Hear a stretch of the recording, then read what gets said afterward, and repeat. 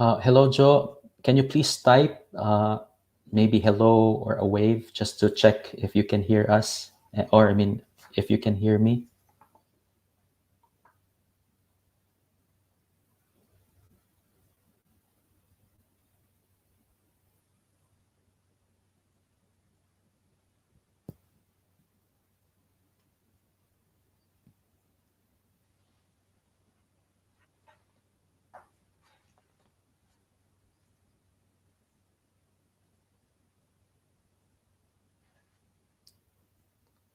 Uh, for those who are viewing us right now, can you please type hello or wave your hand? Okay.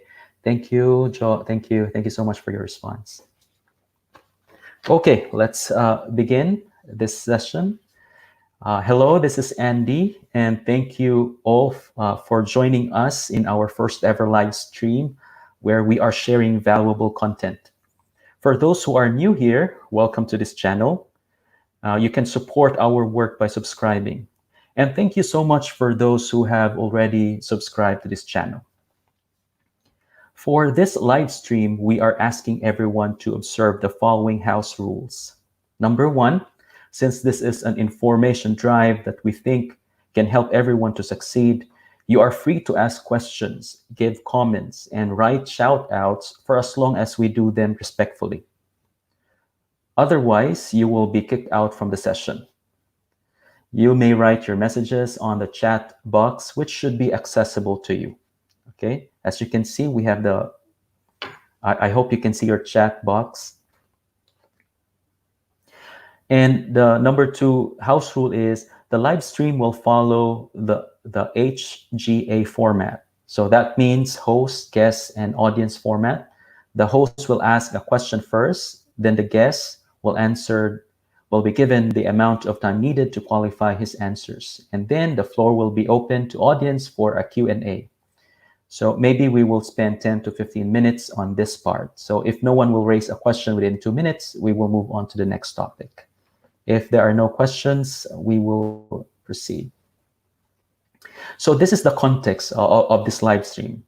Since the public advisory of the temporary moratorium on the J1 visa was circulated, many seem to have shifted their attention to another type of US visa, and that is the H1B visa. So joining us tonight in the USA is Mr.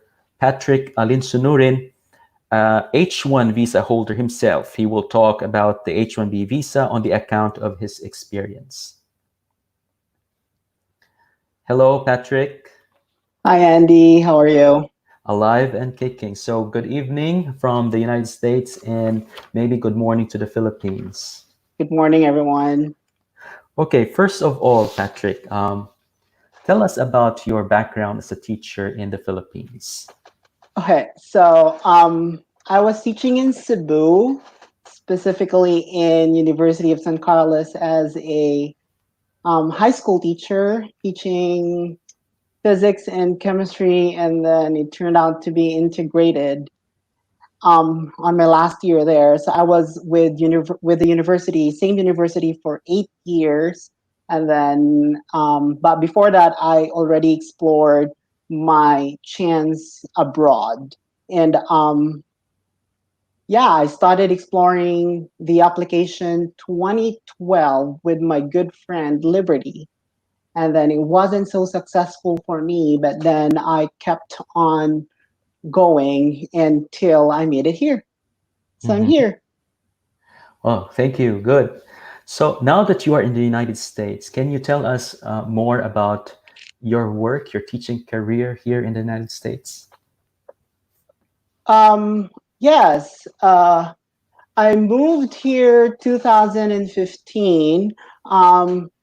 I was I can still remember the exact date when I was interviewed and when I was hired.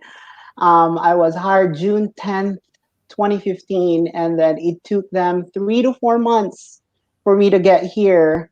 Of course, they were not in control of everything. They were waiting for the USCIS, or that's the agency that approves the petition for me to work here. So that's United States Citizenship and Immigration Services.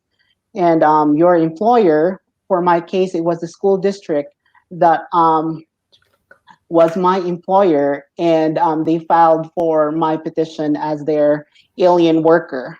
And so this is my fifth year. I was working with an elementary school. Even though I was teaching physics and chemistry in the Philippines when I moved here, you really can expect what you will be teaching. You can be thrown into something you're not familiar with.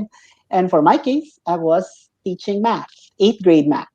And the educational system here is a little bit different. They have a K to 8 school and then a high school, which is a 9 through 12. And so I was still in an elementary school teaching eighth grade, so like a graduating grade level for an elementary year. And I was teaching math, and then math, science, science. So math and science back and forth, and but majority of it is math. And then next year, I will be moving to a high school, and I will be teaching conceptual physics and regular high school physics. And I'm a little bit anxious, and but excited as well. Well, thank you. So, for everyone, those who are listening to us, as I asked the background of Patrick when he was in the Philippines and then his current status here in the United States, um, simply because we would try to explore whether you have the same context with Patrick and use this as leverage when you are applying for work here in the United States.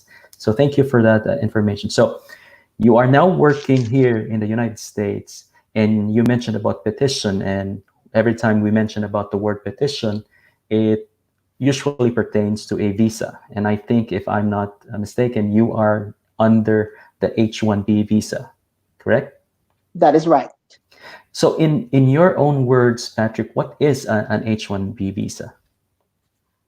So H1B visa is as well called as a working visa, and which is very different from a J1 visa. We are regulated by USCIS, or United States Citizenship and Immigration Services.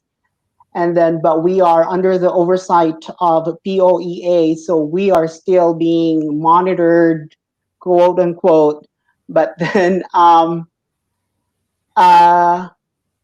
it's for a 6-year term, and then renewable for another year if you have a pending green card application.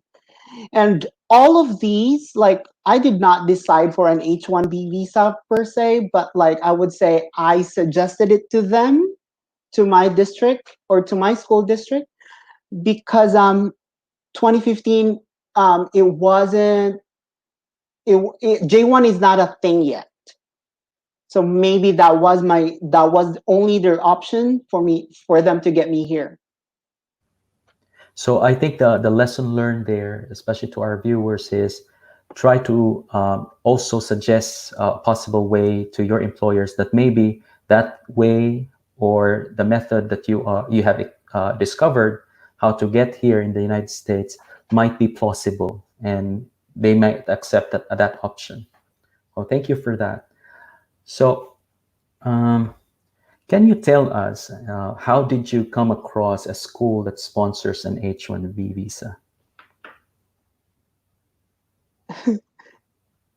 It's funny because I did not really come across Mm-hmm. this school district. It just so happened 2014, I think, October of 2014, I started, it's like, what if I'm going to apply online? What if I'm going to be hired directly? So for people who are watching, I was hired directly by my school district.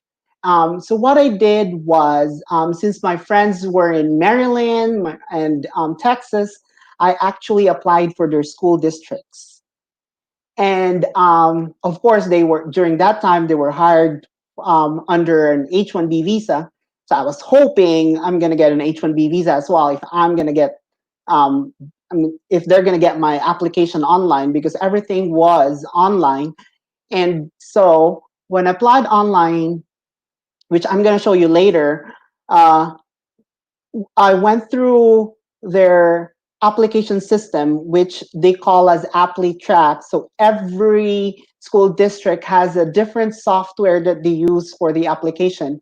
And in that software or app, whatever you call it, um, there's a way to import it. So like there was an option for you to import it to different states. So I clicked just the states. I didn't even know my school. I didn't even know that this school district existed. So what I did was I just click and click and click, and then hoping someone will see my application online. And June 10th of 2015, someone emailed me that they want to interview me. And so that was it. They interviewed me for an hour and a half, which didn't feel like an interview. And then I got hired. And then after, when they told me that I'm hired, so the HR of the district, the one who called me and emailed me was my principal. And then when they told me that I'm hired, they told me that I will be expecting a call from my district explaining what's going to be the process. And so I told them that this is what I know, that I want an H1B visa. So they need to be my sponsor for an H1B visa. So I think my suggestion would be they need to suggest their kind of visa that they want, because I know most school districts are leaning more to J1. One thing, because it's faster, and second is they're not really liable per se for like whatever happens to you. I'm not so familiar with the terms with J1 because I only heard it from my friends and like seeing the news and reading what agency you call it there. I think that's what it is, and that is probably one of the reasons why they suspend it for now. Okay, so at this point, we have already covered around 3 to 4 questions. I would like to invite our viewers, maybe if you have any questions at this point. Uh, we have already covered how Patrick discovered schools who may possibly sponsor an H1B visa. So I maybe give our viewers maybe 2 minutes to think of any comments or any questions about at this point.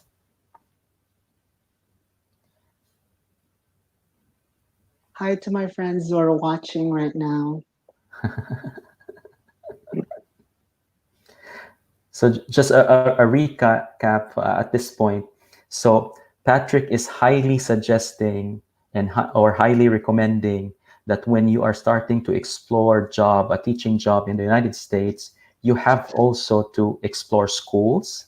And once you have a preferred school, you can suggest to the administrators of the school whether you prefer a certain kind of visa. So in the case of Patrick, what he did, he asked the administrators whether it is possible that he could be given an H1B visa through their sponsorship. Okay? So sana po klaro po yun.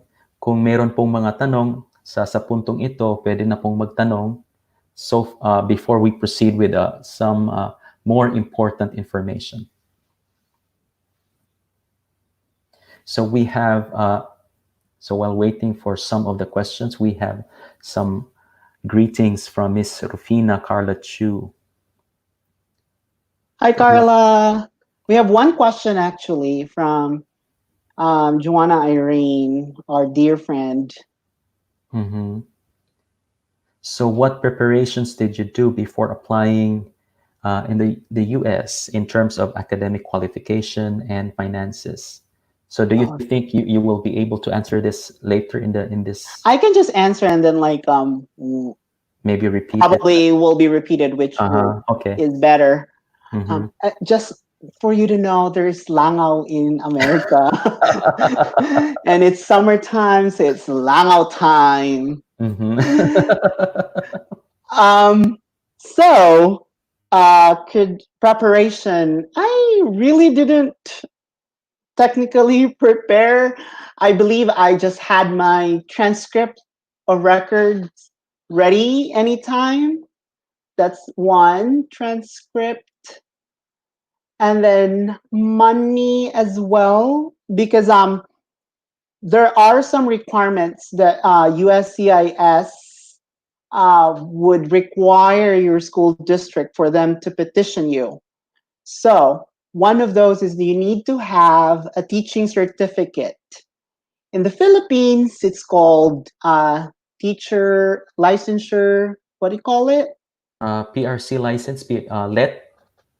Yeah, that Mhm. license to teach.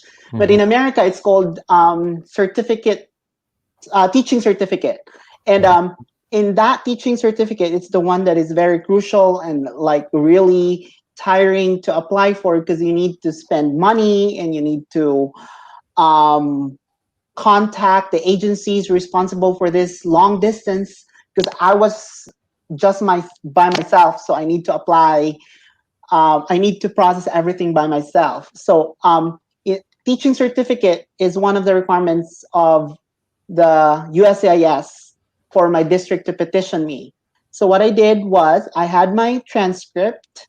I had it uh, filed for a credential evaluation, which I can't remember how much. And then another one was an English test. It's called IELTS. Mhm. So teaching certificate is not the same. The requirements for teaching certificate is not the same per state.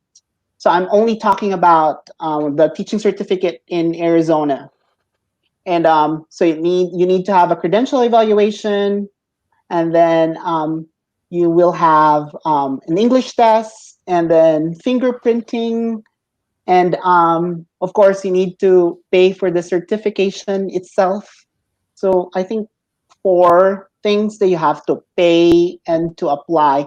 The English test preparation wise, I did not go to any um, review centers for an English test. What I did was technologies there, might as well use and exhaust all the capacity. So like I review by myself everything, all the four components of English test.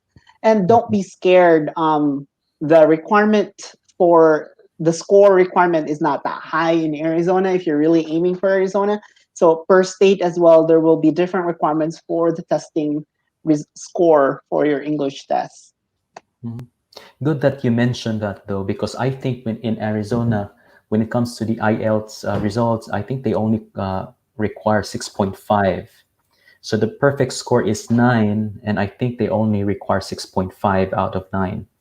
Where in fact whereas in Australia, IELTS they actually require 8 out of 9. So it's Wow. really easier to apply in the United States compared to Australia, or maybe in other countries too. Right. Yeah, and Mhm. it varies for every state. And one advice that I have to tell you is you really need to explore, like, if you want here, if you want in Arizona, then you look for the Department of Education in Arizona. So, like, just Google it and then you'll find everything in there, their website. Even in their website, they have all the names of the school district. If you want to be near me, then I can tell you what school districts surrounding my area. So you just have to look it up in the internet, and you will get all informations there. Okay, thank you. So let me see if there are any other questions. We have a greeting from Miss Marichu Yamson. Hi, Sir Pat. Taghanong fans Pat. Yeah, they're actually here in Arizona. Carla is in Arizona. Marichu is in Arizona, but they are under J1 visa. Mm-hmm. Um, I've been advising them, I think, but they're hoping that they're gonna get H1B visa because we're in the same district. Mm-hmm. But I don't know. Like, it's not for me to decide like Mm-hmm. they're gonna convert, because there is really a possibility that their J1's gonna be converted. I heard some people did that. Um, And the chance is if you don't have a 2-year restriction in your visa that you have to go to your homeland and serve for 2 years. If you don't have that restriction in your visa, then you can easily convert your J1 to H1B visa, and then from H1B visa then to green card. It's gonna take a while, but Mm-hmm. at least your route is already clear if you're really aiming for a green card. Mm-hmm. So just to piggyback the point of Patrick, um, the J1 visa is also called the Cultural Exchange Visitor Program visa. So it is a non-immigrant visa, but compare that to the H1B, as Patrick pointed out, H1B is a working visa and it is a step closer to the green card, whereas J1 visa is a bit far away from the green card. And also, another limitation of the J1 visa is you can possibly be under the provision of the what we call as the 212E. And 212E provision says that after you have enjoyed your J1 visa program, you are required to return to your home country, stay there for 2 years, and after 2 years, that's the only time that you can reapply for either a J1 visa or an H1B visa. Okay, so I think we can proceed to our next question. So I don't know if this has been answered, but I think you can repeat it for our viewers. How did you apply for an H1B visa? Or do you want to demonstrate how you look for schools? I think that's one thing very informative for them. Mm-hmm. So I'm just gonna do that because before all the visa applications and stuff, Uh-huh. you have to apply and you have to Mm-hmm. get a school that's willing to sponsor you. Mm-hmm. Okay.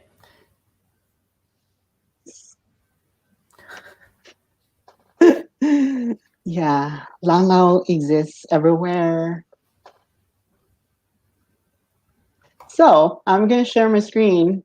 So if you have questions, feel free to just put it in the chat so that we can answer you right away. Wait, what am I gonna do? I can't hear you. Share screen. Okay. Okay, so first thing that I'm gonna do is share my district's website. So this is my district's website. It's called Peoria Unified School District. I don't know if you can see it. Andy, can you verify? We would like to ask our viewers to maybe say hello or post an emoji if you can see the Oh, there you screen. go. I can see it actually because I'm Okay. having it on my phone as well. Okay. So this is my district, Peoria Unified School District. This has been my district since I got here. And what I did was I did not know this district before. I actually applied for Liberty's district. I'm trying to remember. Garland School District and in Texas. And every time you go to a school district, you have to look for, you could see like their main tabs like home or district, students, families. You need to go to staff or any like join us, but sometimes join us can mean like enroll in our school, but you need to be like apply for a job option there. So join our team. So I will click to apply for a job.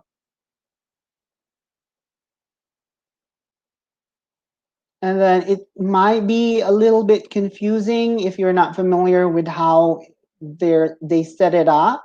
Actually, they changed it. I'm not familiar anymore. So you just have to find the option to where you can apply online.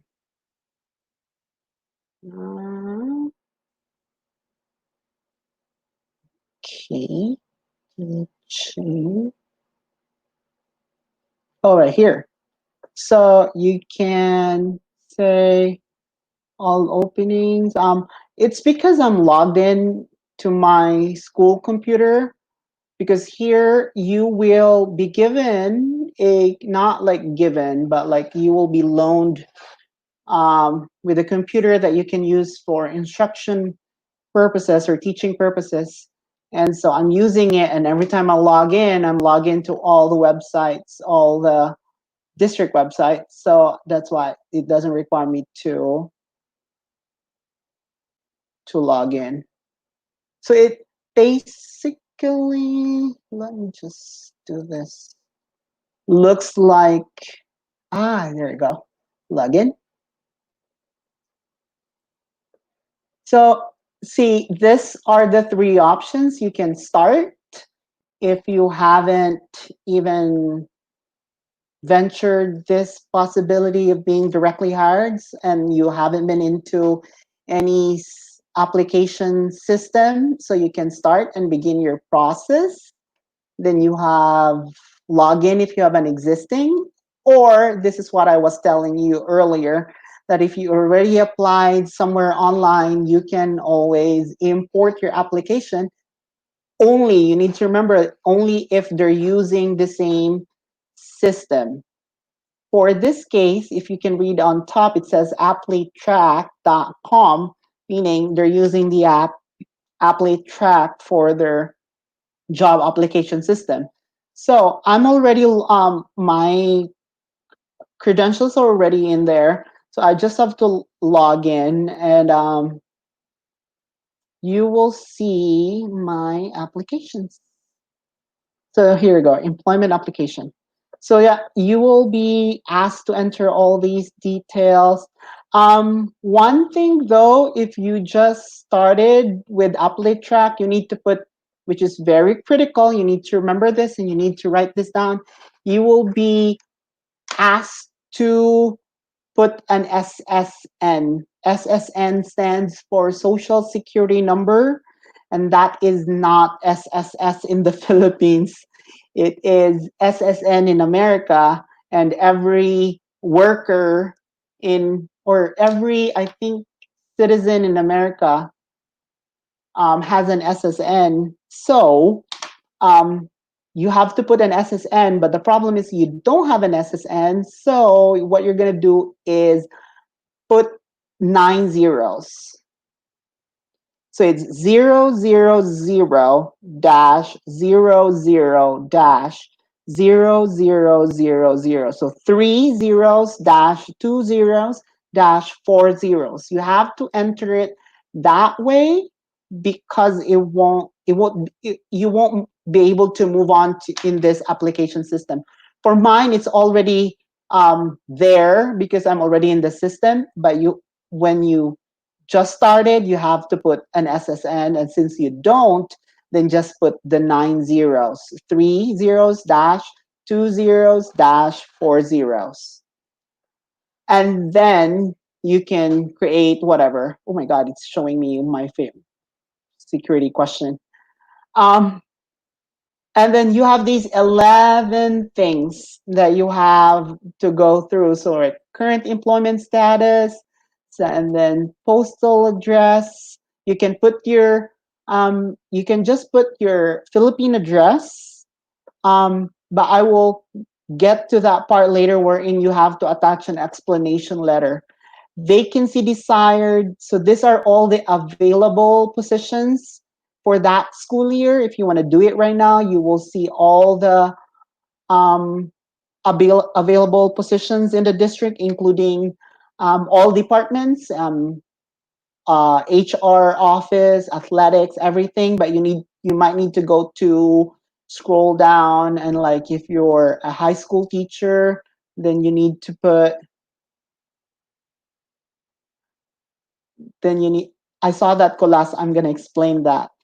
So you need to do, although you need to scroll all the way down. So like you have a pre-K 8 here, and then if you're going to go scroll all the way down, you will have all the other departments in the teaching. And then position desired, this is like generic, just in case They will see your application in the system. What else are you capable? What else are you qualified? So I put some here. And then experience, what your certification. For certification, you might need to say you're not certified in Arizona, but certificate is anticipated. You might need to put that there. And then you might need to, I think there's an attach, no, extracurricular. What else are you good at? Like possible clubs that you're going to be handling. And then supplemental materials. This is critical as well. So I put my Arizona certificate here, but before what I attached was my PRC license card. So I scanned it and I attach it here. And then I have letter of introduction is as well called as cover letter. So like why how did you find out this application? Why do we need to hire you? Those things. Resume, it shouldn't be that long. Don't put all your seminars. They don't care, so don't put it in there. And then if you want to add files, take that opportunity to write a letter of explanation that like you're residing in Philippines and you are willing to go over with the process of getting a certificate so that the district can sponsor your H1B visa. And in that letter of explanation, you have to put your that you want an H1B visa if possible. Referral sources, okay, supplemental materials, you can attach as well your letter of references. You can attach it there. The minimum is 3 references, and preferably your administrators. They will uh, they will I don't know how to say it, but like they will accept it more if it's coming from your administrators or former administrators or bosses. So that would be better. But if you don't have anything, they will just if you put names in your resume, then they will just send them an email. Make sure in your resume you need to put their current email, and then if you're putting them as references, make sure that they know that you're putting them as references so that they will check their email as well. I have a question from Nicole Chavez, my dear friend. The 9 zeros doesn't work for some because in that school someone used it already. And so I tried to explore. You can use like other numbers. Like there are a lot of possibilities for the 9-digit combination. So you can explore that. I actually tried it with Andy. When was that? The other day. And my 000 doesn't work for another district, but what worked was 222 dash 222 333 kind of thing. So you just have to explore any possible SSN combination so that it would be you can actually move on with the application, because that's the first thing. If you go to number 1, you will see here your SSN thing, and you can enter any possible 9-digit combination. And then, yeah, confirmation and then submit. So once you submit your application, it will go into their system. And if it will go into their system, it is not possible for me, but there will be an option to like import it and select some other states. Let me just explore that. I haven't actually explored importing.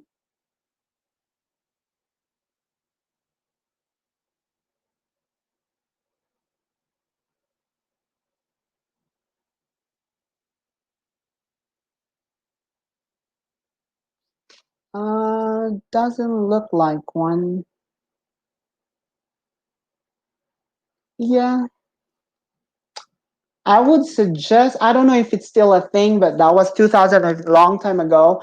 I don't know if they have changed their um system, but all you what you can do is like look up a school district. If they're using the same app like AppleTrack, then just take note of your username and password, and then log in through that, and then all your credentials that you filled out from one school district will be loaded in that new school district where you are importing it to, if that makes sense.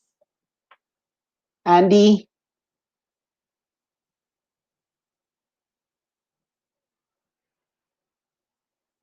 Okay. I'm gonna stop sharing. Mm-hmm. Okay, thank you so much. So we will be entertaining some questions at this point. So right now I'm looking at two screens. I what I've observed, there has been a lag with what is shown on their screens and Oh, at okay. our pace. So that is why we have to pause for a while and wait for their comments or any questions that they may have. Again, yes, it is a very valid question of Nicole about the 9 zeros for the SSN. I know it didn't work anymore. During my time, it did for some districts, but you can try other 9 digit combination.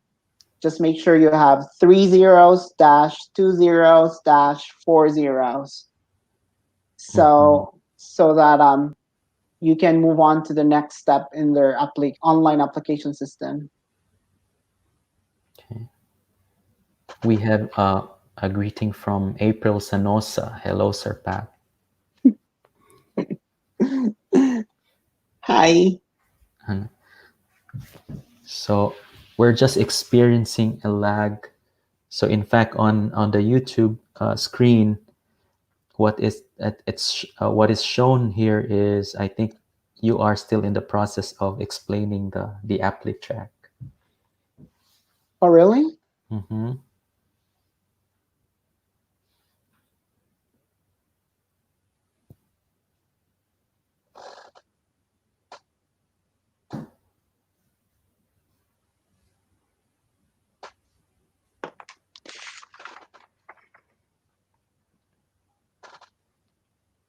And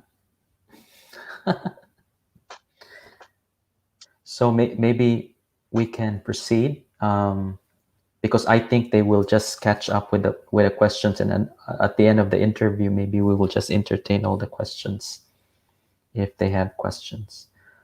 So I think you're ready to tell us about how did you apply for the H1B visa. I think many are interested. Again, I think with the finances, the money involved. So what preparations and how did you actually apply for the H1B visa? So I did not apply for the visa. To Mm-hmm. clarify that, I suggested to my district that I need a working visa because they asked me, "What are we gonna do for us to get you here?" And I said, like, "This is what I know because that was from the knowledge from my friends' experience." And so what I did was I told them that the district has to sponsor for my H1B visa.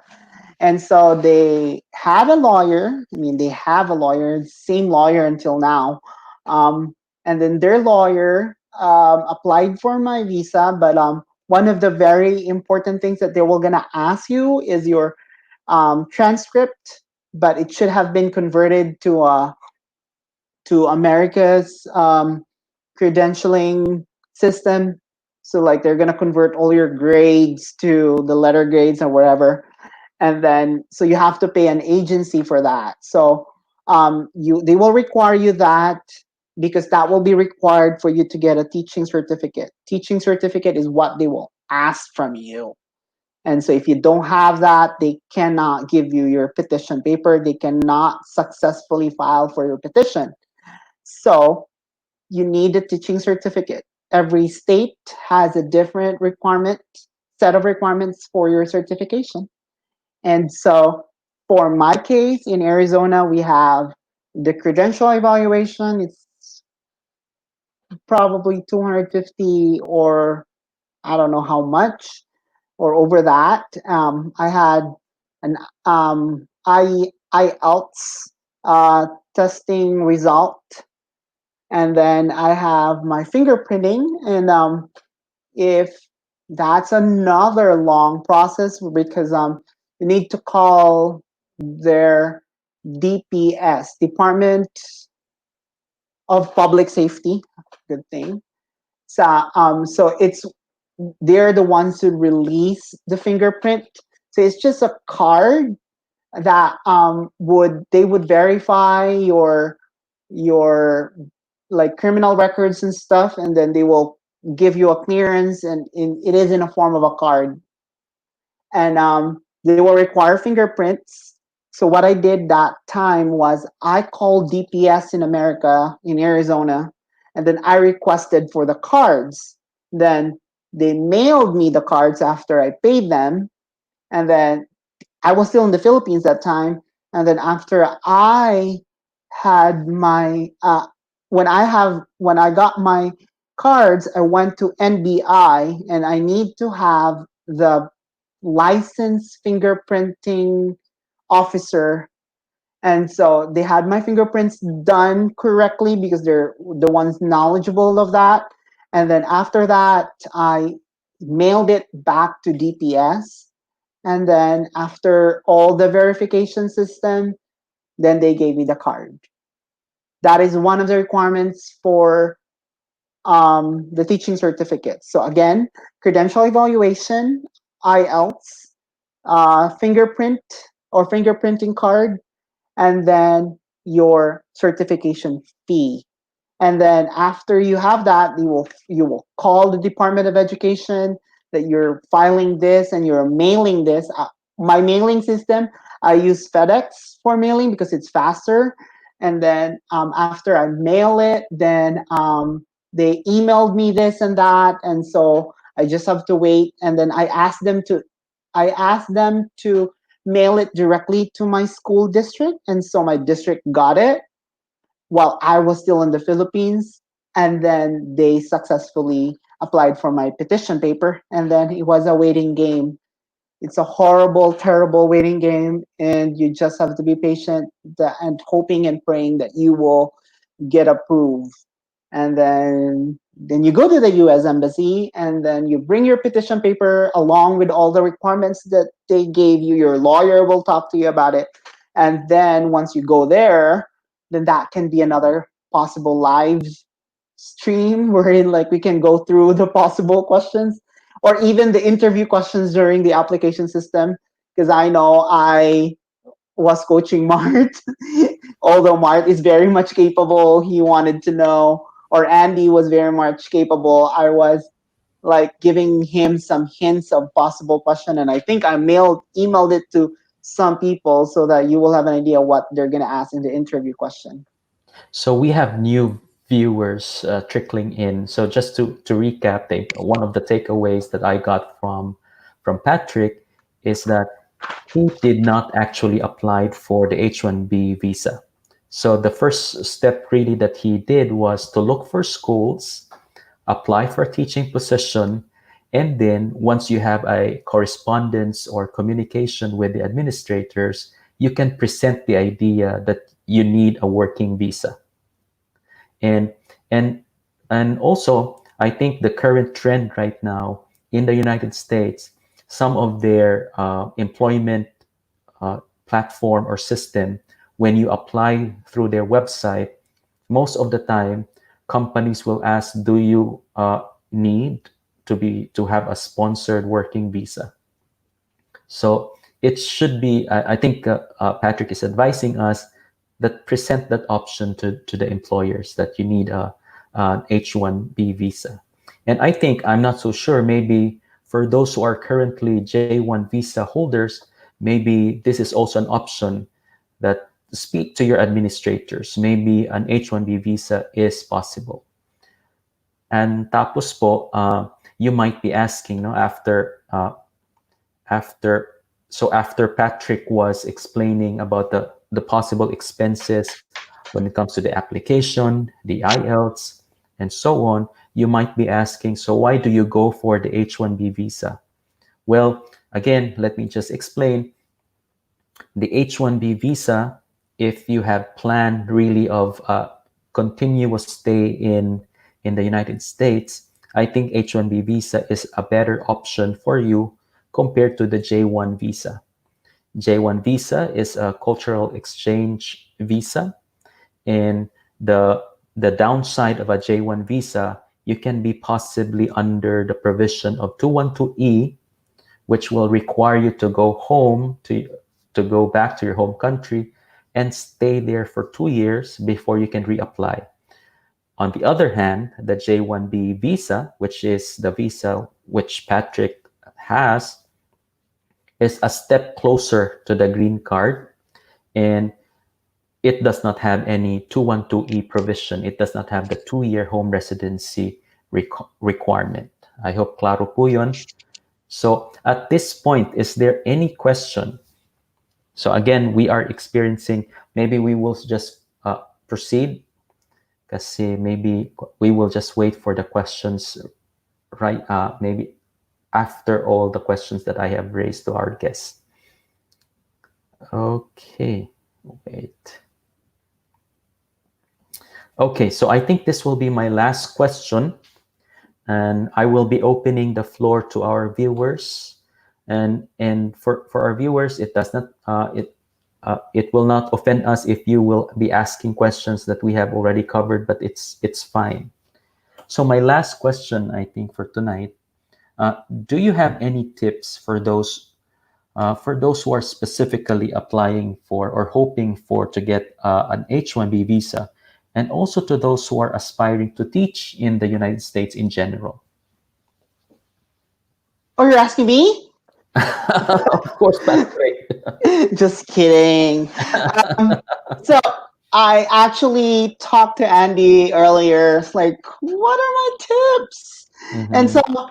so this is actually a collaboration product of what we talked about. So, Mm-hmm. like, one is explore your options. Number one, like when I started, I actually applied through an agency as well, and it was under, I don't know, I don't want to mention. I got hired as well. I was interviewed like a week before my interview with this school that I'm working with right now.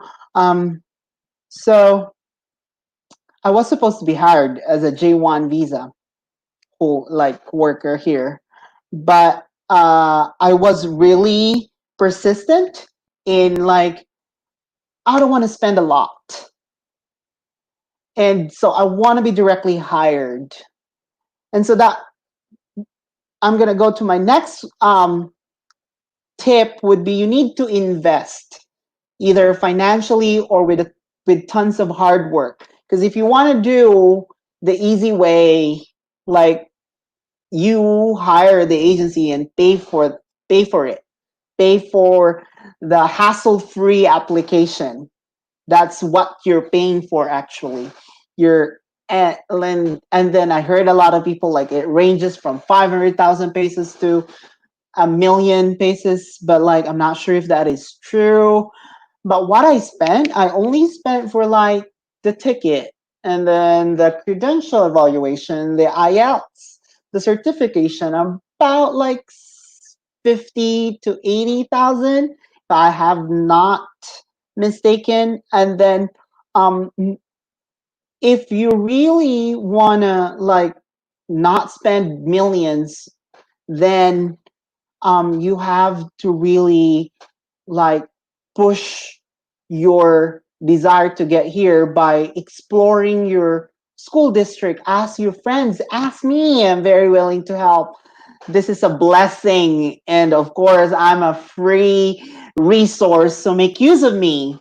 Okay, and then number three would be you need to be emotionally ready. And I I was the one who influenced Mark. I mean Andy, but I did not tell him what's the biggest thing that's gonna be waiting for him here. And it was a culture shock with number one with the kids because you will really feel really down.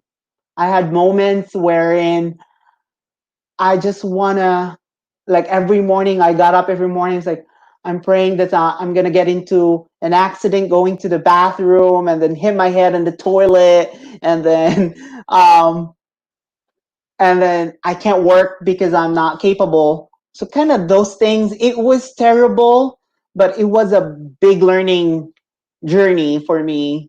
And I was just so lucky because I have administrators who are very supportive. After my 2 months or 3 months, I think, no, 2 months, I wanted to give up. Like I told my administrators, um, I want to stop. I want to resign. And I cried. And I know it takes a lot of vulnerability if you're going to cry or whatever. And I did not care because I was so stressed during my first 2 months and I just want to give up. And I did not because they were so supportive. And they were there in my classroom all the time. They're very visible for the kids, to the kids, I mean. And so it gets better and better and better every year, I must say. Why? It's not the kids who are changing, it's actually you who will be changing because you learn to adapt, you learn how to deal with them, and you will learn to love them. That's the biggest thing because I've been hearing it's like you need to build relationship with your kids. You need to talk to them outside of their classroom. And so I was like, relationship, how do I do that? So you need to be emotionally ready because like the system here and in the Philippines, it's very different. That's why my third tip, you need to be emotionally ready. And I believe that's it. There is a question, and I think he wants more details. Oh my God. Kulas. Um, So my struggle was my first year. It was a nightmare. Akulas was asking, as a Filipino teacher in the US, what are your struggles and victories? Okay, I'm going to tell you my struggles. So, yeah, my first year was a heck of an adjustment. Um, I eat lunch inside my room. And then I was so shy. I was so insecure with my English.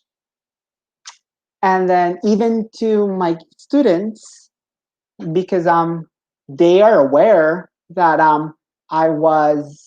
am from the Philippines, and some of them are very ignorant as to what we have in the Philippines. They even ask me, it's like, is there Starbucks in the Philippines? Is there McDonald's in the Philippines? Those things. But those questions will actually build relationships. And that actually helped me get through those first year. And I built good relationships with some kids, not all kids. And then what my principal told me, she said, just focus on what you have, like on a positive note, like who are these kids that are really who believe in you and who are willing to invest on you.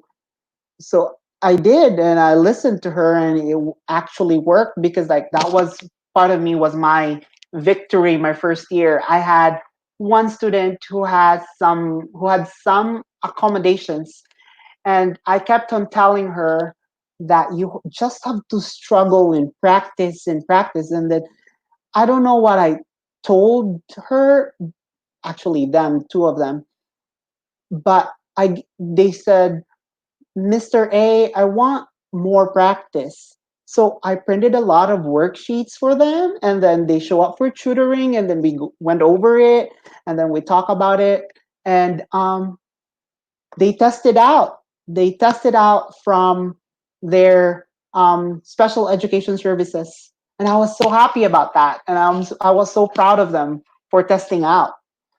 And yeah, it gets better and better. The biggest struggle will be students. You just have to put yourself out there as well in terms of like making friends with other teachers in the Philippines. Not teachers, but teachers in your school. You have to make friends. You have to make relationships because they are the people who are gonna back you up. So again, relationship is a big thing. Build relationship with your students and of course your co-teachers, especially your team. Because here in America, you will be working with a team, and that team is not a big team. It's a team of either two or three or four. Four is even a lot.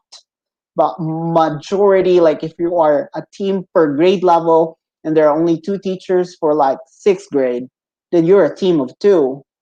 But and then you really have to build that relationship, and then along with your administrators, because your administrators, if they like you, they will really back you up.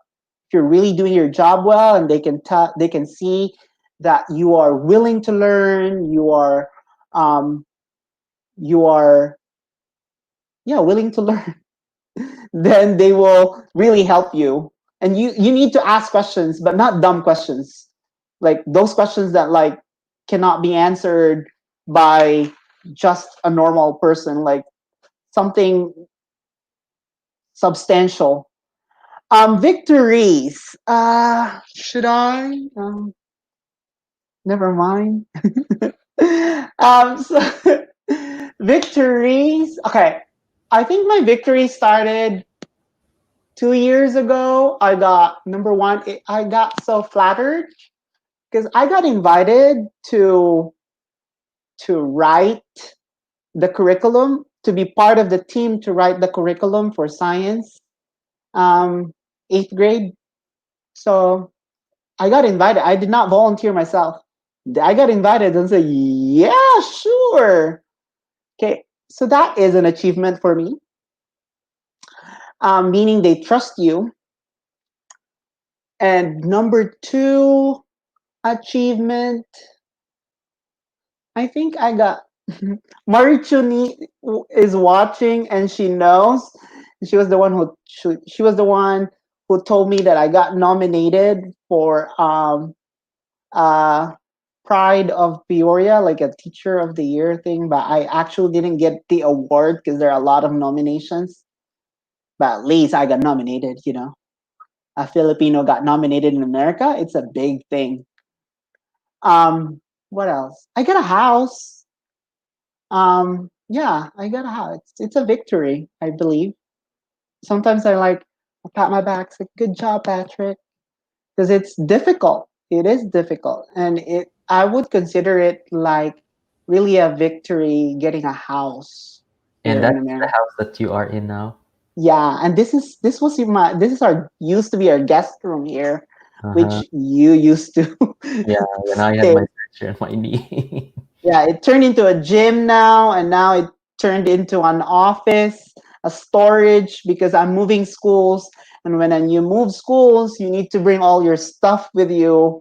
And since with the things going on, I wasn't able to use my new room in the high school yet to store my stuff. It's all in here. And another achievement, that one, oh, I applied for a grant. A grant is like you probably saw this in Facebook, like you apply for funding for your school, and it's applied to a non-profit organization, I must say.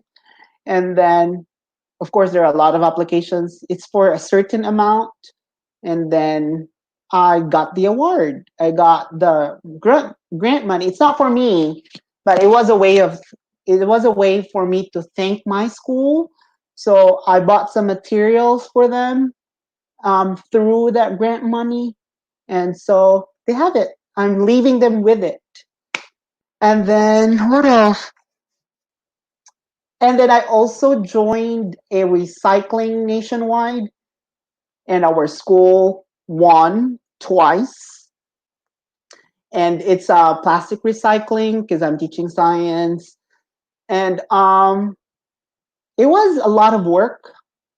I should say it was a lot of work, but then your contribution to the environment, to the school, to the country, it's more than that. So I was so thankful that we won um, through my club. So you will get to handle clubs as well, but it's your option. And I said, you need to put yourself out there. You need to, like Andy, when he was teaching middle school, he was a coach for volleyball. So you volunteer for things that you can do. And then another thing, I was sent to Philadelphia for a conference. Not all teachers get to go. And I was so flattered. I was the one being told like, hey, are you available on this days because there's a conference. And I didn't expect it was an international conference, and that was a conference where I saw my friends from USC as well, and I was so happy with that. I was like staying in a suite, which I've never been to my entire life, but that was a good experience. I've been through a lot, but I have achieved a lot as well, I guess. Right? Would you agree? I don't Yeah, I know. agree. So I think one of the things that is really great about teaching here or having a career in the United States is really it opens up a lot of opportunities for especially for Filipinos. And I think you have a latest success path What? about the ASU, I think. Oh, um, I don't really call it a success. Oh, Um, I just want, maybe it's a success. mhm, um, I wanted to do something this summer because I was so depressed, not able to go home. So what I did was I wanted to go to school again, and there was an opportunity because, like here, you will get a school email, and then you will get all the emails from your science coordinators, and it was a training for physics. And then I just wanted to like be updated with what's happening with physics education. So I explored ASU, and part of that email was there was an opportunity that you can apply for a scholarship. And so I did. And I applied for a scholarship that was funded by the Arizona Department of Education. And I just got the award 2 days ago, and I think I posted it on Facebook that I got the scholarship, and I'm officially a Sun Devil, which is the mascot of ASU, and masters in natural science. I think that's a success, right? Questions, mga kababayan? mhm. So at this point, we are opening the floor for questions. So again, we are experiencing a lag between the real time of our platform and and the time that is shown on your computer screen.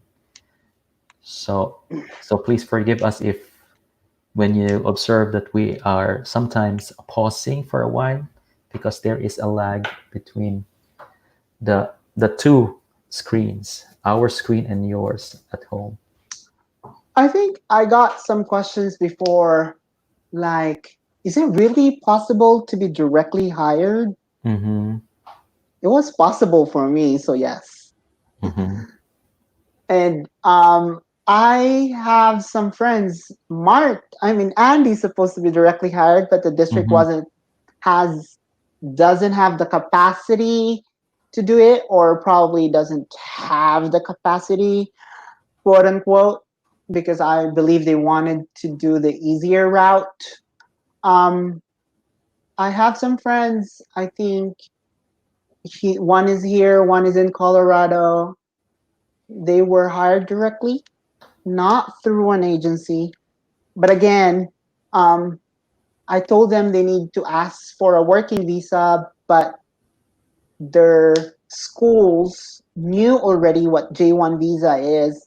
And of course, they will always be going for the easier, faster route, which is the J1 visa. And I Mhm. hope that since it is suspended right now, I think it opens the possibility of H1B visa. It's a blessing in disguise, I believe so, because H1B, I did not hear anyone who got hired after me with same visa as I Mhm. had. Mhm. So yeah, just to piggyback on that, yes, many schools would prefer hiring teachers from the Philippines through the J1 visa because it's really fast to process the J1 visa. Because I think when it comes to to the H1B visa, the I think the bottleneck of the processing is you have to draw. I think there's a drawing, parang may roleta yata silang ginagamit na as they have to handpick, I think, the applicants. It I don't know. I'm not sure.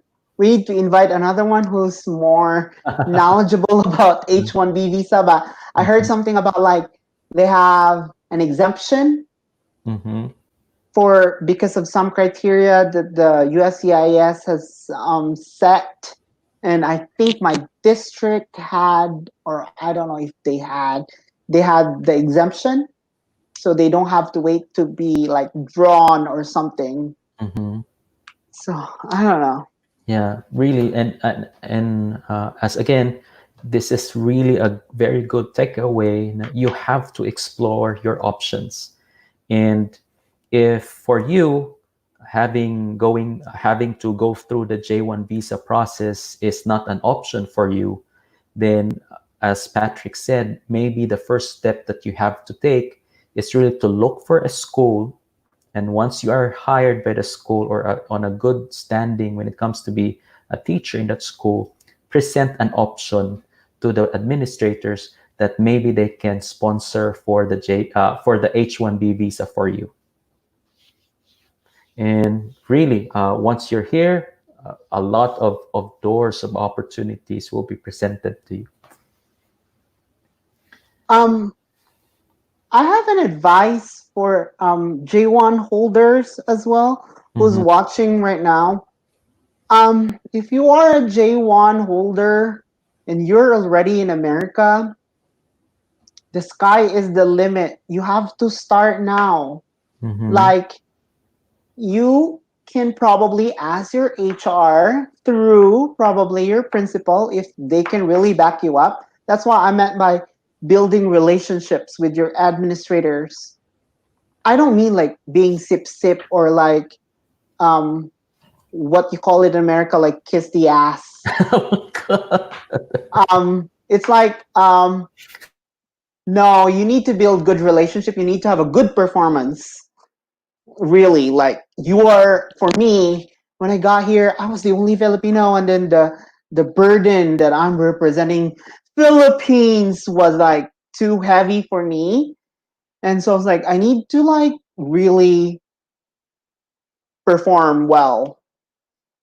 Perform, what I mean by perform is even if they don't ask for a lesson plan, at least you have something. Like, and then number two is like you need to be very willing to learn. Like if there are professional developments, seminars, trainings, we call it here professional developments. So you really have to join those and like take down notes. Mhm.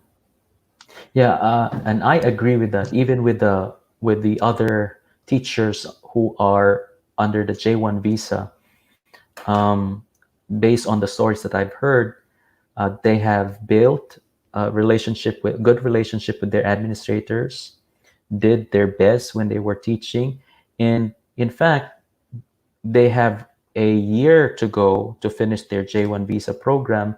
Their administrators already promised them to reapply to the school and we will support you. And I think they're making some negotiations really to sponsor for their H1B visa.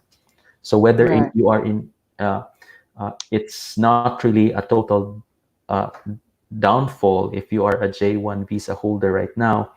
For as long as you have established good relationship with your administrators, did your best as a teacher, and I think you still have hope for a better visa, and that could be an H1B visa.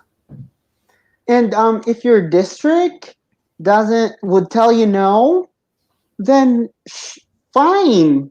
Then you need to explore. Like I said, sky is the limit. There are a lot of districts in America, not just Arizona. If you're in Arizona, like my friends who are watching right now who are in my district, explore other districts. Like there are some districts who are very willing to sponsor because they don't have teachers.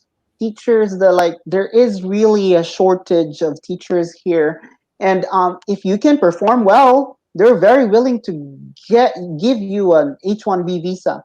Just perform, like represent Philippines well, right? Mm-hmm. So I think we will be giving the last 3 minutes if there are any questions. So again, we are experiencing a lag between our real-time screens and what appears on YouTube. So that is why sometimes we pause. If you have any questions at this point, I think we are giving maybe 3 minutes. If there is none, we will wrap this up. So pause lang sakta.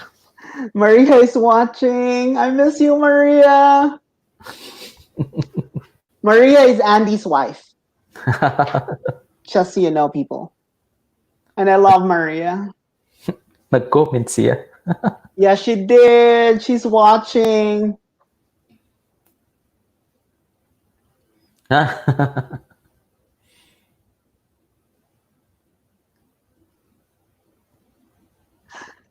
She has a question for me, like a Miss Universe question. What do you love the most about teaching in the US?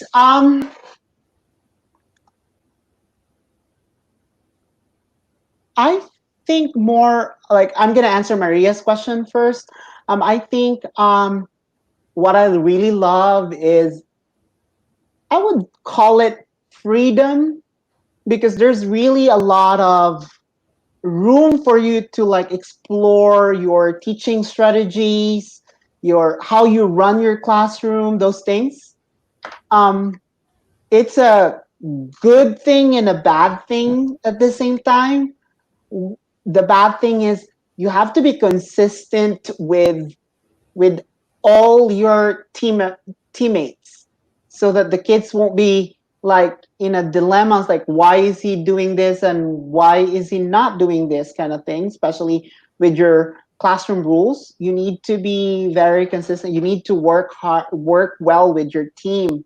That's one thing.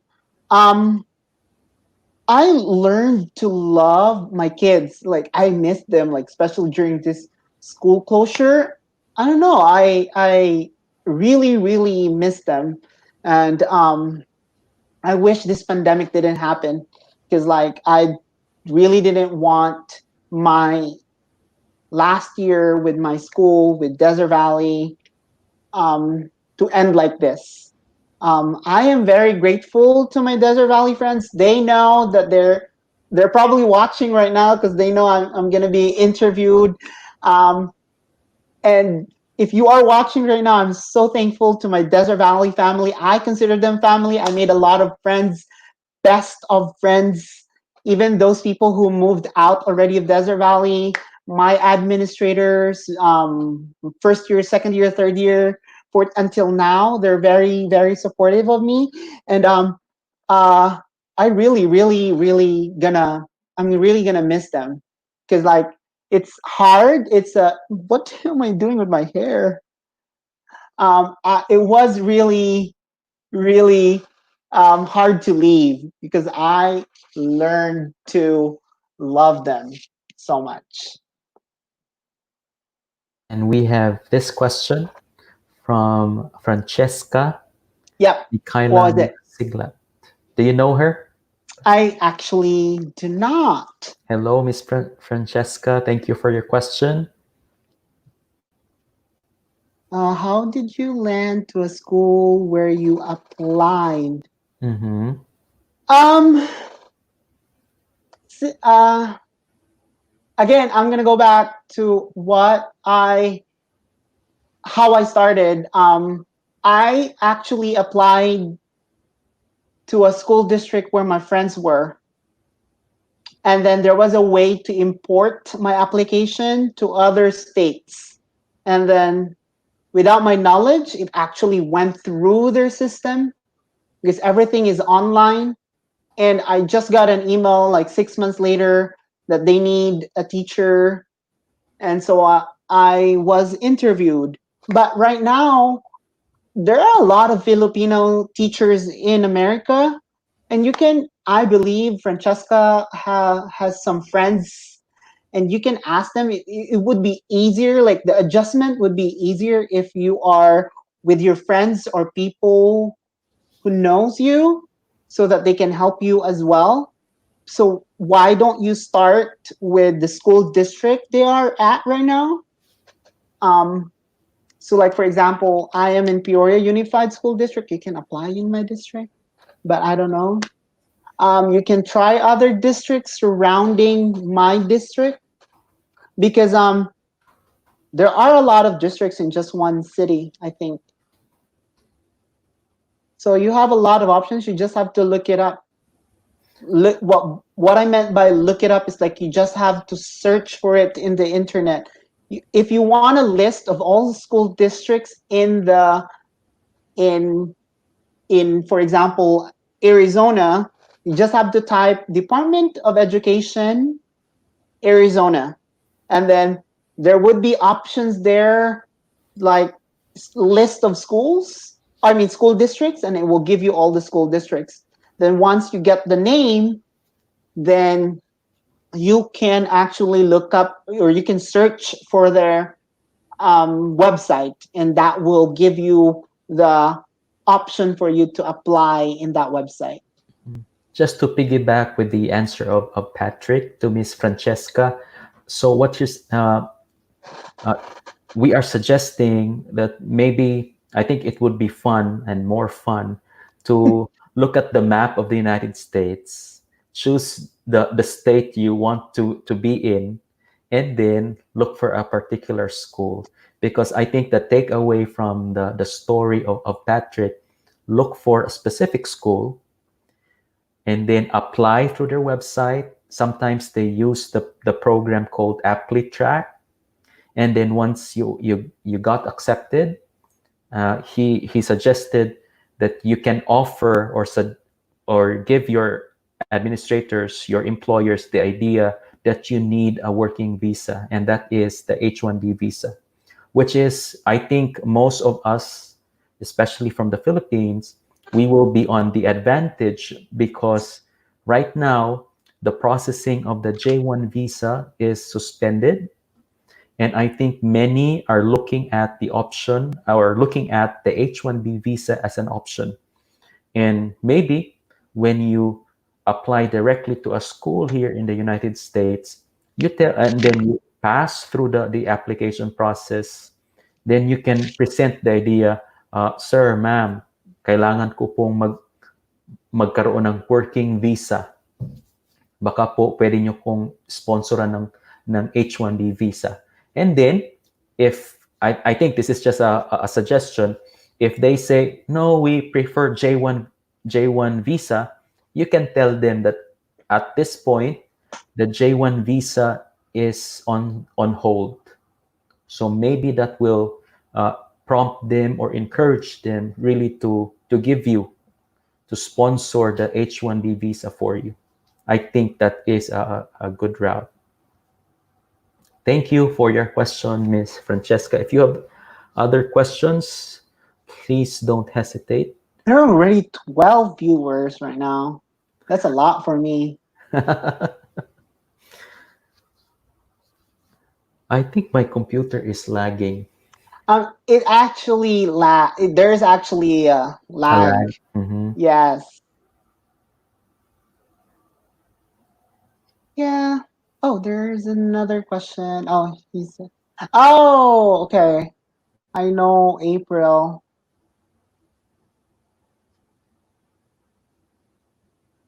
I think the next one should be like, what will be possible interview questions? Mm-hmm. Sige, in the next live stream. Yep. Okay, so last 3 minutes.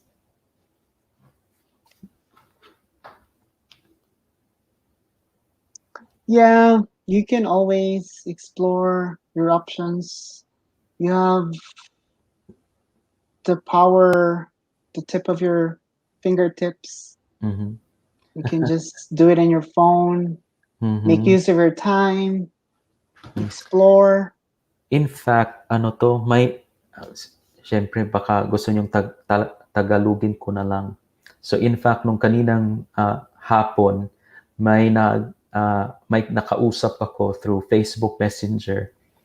He just got bored and then nagtry lang siya ng mag-apply and he saw a school in Alaska and then he will be hired in Alaska. So just try it out and if you got accepted again, give them an option, give them an idea that there is an H1B visa, especially now the J1 visa is under suspension.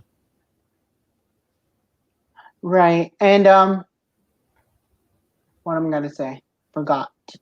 Um yeah, just it might not be this year. Maybe you can start the application right now. My tip would be, if you are applying to a school district, I what I did last time was like, I wrote it down. I wrote it down in like a notebook. Like, I make a journal for my application, and I'm like, oh, I applied to this district, and then I need, like, with the date, and then it needs to be like updated, or at least you open it once in a while, because like it's gonna be active in their system for a year. That's what I know. I don't know if that's really true, but at least it wouldn't hurt if you will keep your uh, account active for, like, probably after 3 months you check it, and then you maybe look for other positions that are open, and then you just happen to, like, apply some of those positions. Then that will keep your application in their system active. And it might not be this year, it might be next year or the following year. um I would say don't give up. I know it's a cliche, but like, it it sometimes like needs some waiting for it to happen, and lots of prayers. So just curious, Pat, when did you start applying for the United States? um it was sometime September, October of 2014, when I Mm-hmm. started applying online. Mm-hmm. And then I got the email June the following year. So it took about 6 to 9 months, I think. Mm-hmm. For yeah, and but like from time to time, I like checked it and then like updated those things, and then click those things for the positions that are available. And yeah, it was active for a year, and so you just have to keep on making it active, because it will stay in their system, and they will, once they see it, they will email you. Make sure you check your email every day. So again, the wait is worth it because this we're talking about here the H1B visa, a visa Direct that is hiring. and direct hiring, and also this is a kind of visa that is one step closer to having a green card. And green card is will allow you to live permanently here in the United States. Not a U.S. citizen though yet, not yet, but a permanent resident. So we have a comment here from Joe. Next slide would be how to cope with challenges in teaching in the US. Sure, Patrick is a master to that. Not really. I cannot claim that. We have also a comment from JR Venture blog. Thank you so much for sharing your experiences as a teacher in the United States. I You're think, welcome. yeah, Kailakan? I think I saw him in Facebook. I think he's already in America, if I have not mistaken. Okay. Hi, Sarah. Hello, Ma'am Sara Gias. Oh, it She got here before me. Sarah Gias is in the same district, but she got here before me. And she has a different story. Might as well interview her the next time. sure. And I believe she's very willing to help people. Yeah, I believe so too. Na-meet ko na rin si Ma'am Sara Gias. So I used to be a teacher also in Arizona. That explains the cap. So, any comment, suggestions, questions? Yeah,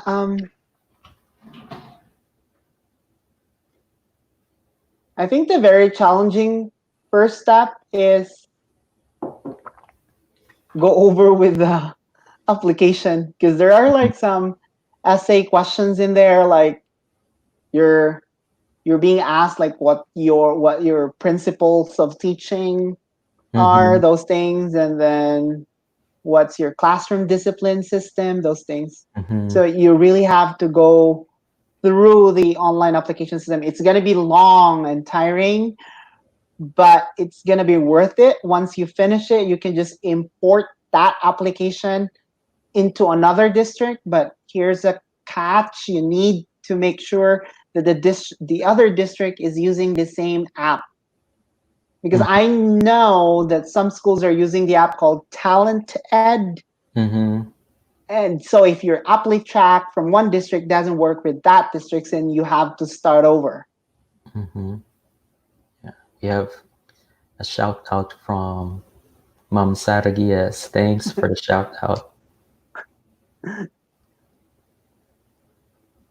So again, I think what I have told also to the person whom I have spoken to a while ago, not really a while ago, but before this live stream, um, I really assured him that there are a lot of vacant teaching positions in the United States. So if you're worried about not having vacant positions, I think there are thousands available. Unless, of course, Patrick would say otherwise. Dagan pa bang bakante, Pat? I cannot say there are. Um, Mhm, things have been changing right now because of what's going on. mhm, Um, what I could say is you can just try it out. And then, mhm, as I said, it might not be that this year, but next year, your chance might be better. mhm.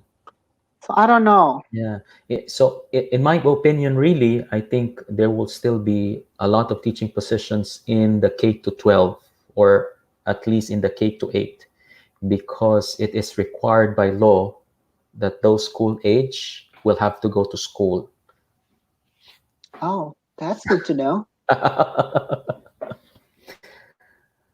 So look Okay. it up, guys. Look it up. Look it up. Okay. So, is there any questions?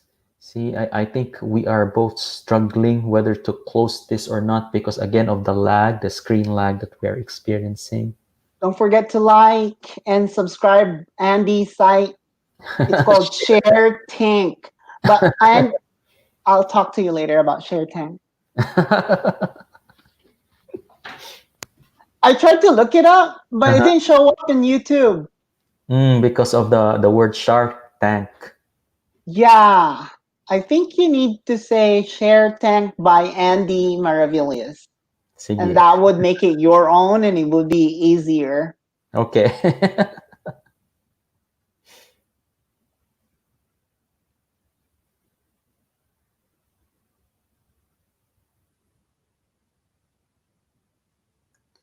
Okay, 1 minute.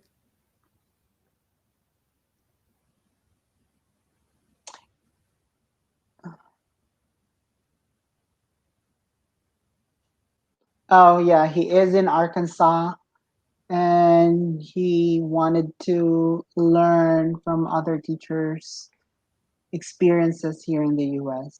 That's good. Mhm. Oh yeah, so ako naman andito sa Mississippi. I think is that close to Arkansas? I think so. Somewhere in the south yata ang Arkansas. Arkansas as in Arkansas. Arkansas. Arkansas. Thank you. Thank you so much for your response, sir. JR. Good luck there, and for the good luck for the new school year. It's gonna be Mhm. a lot different. So my question to Sir JR, how's teaching there in Arkansas? Siyempre na-log, no?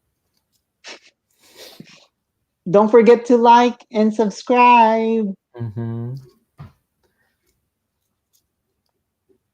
I I'm, think we need to do something like a Facebook Live, mm, yeah. and then using the same way you're doing it right now. I think this will work with Facebook Live Mm-hmm. because there are more people in Facebook. Oo. Sakto. Mali nag kuan. I posted this on Facebook, the announcement. Ano, But of kinukrate course, sa agad. I know. We're this is for a good cause, and we would like to help other teachers as well getting here. That's right. So in fact, this channel was created out of the maybe advocacy to help other Filipinos. Na I know Patrick and I really felt really blessed for being here in the United States because it really opened a lot of opportunities for us, a lot of money, Nah, money to spend don't for talk about visa. money. So I Yeah, think we are ready to close.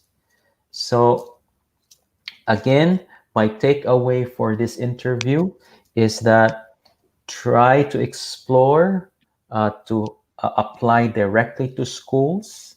And I'm suggesting maybe you have a favorite state or city in mind. Go ahead, search up their schools.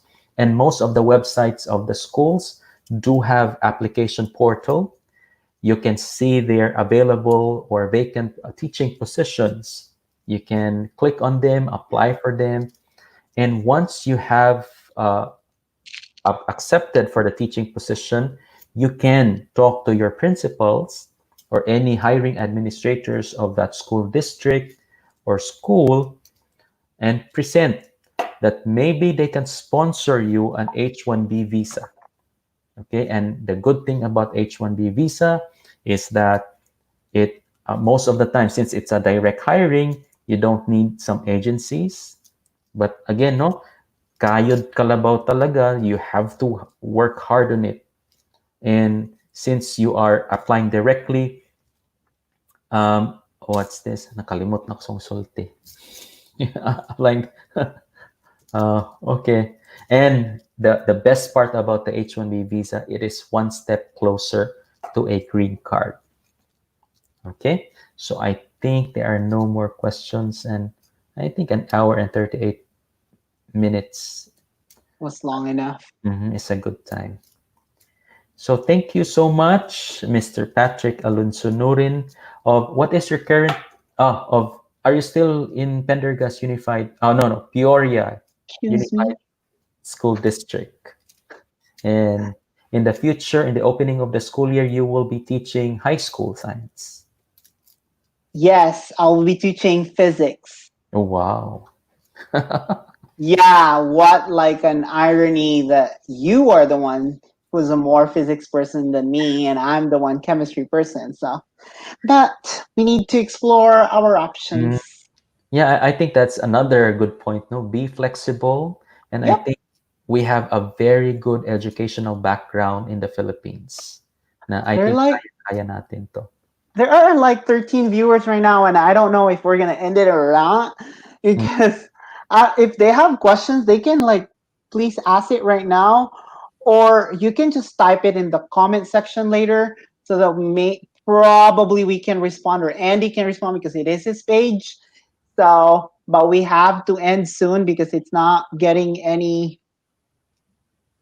Mm. Uy, si It's JR, saan ka mismo sa MS? Somewhere near in Hattiesburg, Mississippi. and he's Bisaya as well. Hmm? Done sub, by the way. What does it mean? I actually know. Done sub. And and he's also a Bisaya. Okay. Okay, guys. Oh, thank you. You're welcome, Kulas. Ask anytime. I'm here. Mm-hmm. Asa pa rin na si Kulaspat. Kulas is still in USC, as far as I know. Okay. Senior high. Oh my gosh! Mark Brian Umbina is watching. No, masad ta, uy. Nagi ko'y lag diri. Wa na ko na nakitaan ang kang kuan. Paul, thank you for Oh, making there this. you go. So we have, wow, Miss. Uh, oh, thank you. Oh, you're welcome, Sir Chavez. Kulas bitaw na. Oh, lagi. Do you know Paul Perez? Sarah. Oy, hello. Thank you.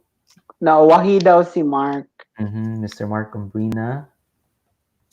But Mark, I can assure you the things that we talked about, I shared it to you already. Mhm. So you can just chat anytime and ask for ways to get here, and I will be very willing to help you. And you can add me in Facebook if you have any questions. Ah, si Patrick, I think in the future he will become a principal or a superintendent. You know, uh, if he accept the offer from the Arizona State University, uh, Arizona State University, by the way, is one of the top universities in the world. I think the last time I checked, it is in the top 50 in the world, within the top 50.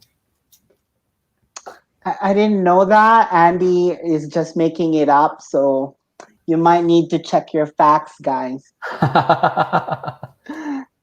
Oh, thank you, Sir Paul Perez. Do you know him? Um, wala. But thank you, sir. Thank you. Thank you, sir. I Thank believe. you, Sir JR. And thank you. Ayan, my friend request pala ako sa'yo dati pa, Sir Pat. Eh, di mo pala ako in-accept. Thank you for calling me out live. I will check that. I would suggest you cancel and then friend request again so that it's going to show up on top. Uh-huh. So Thank I you, hope you are guys. all excited to be here in the United States, whether J1 with a possibility of going to H1B. And of course, I think it is really, I think Patrick would really strongly advise and suggest go for the H1B visa. Ay, may pahabol pa si Mr. Mark Ombina. Oh, no, don't read it. Don't Ah, read it. That's sugar. for me. It's for Ah, me. oh, okay. It's a personal. Okay. Mm-hmm. Thank you, everybody, and have a great morning. And for people who are in America, have a great night. Mm-hmm. And I'll see you later virtually.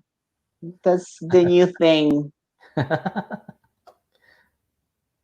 Okay, ladies and gentlemen, thank you for joining us tonight here in the United States. And today, I mean, in the morning of the Philippines, if you really want to support this channel where only valuable content is being shared, please don't forget to subscribe to this channel, Share Tank.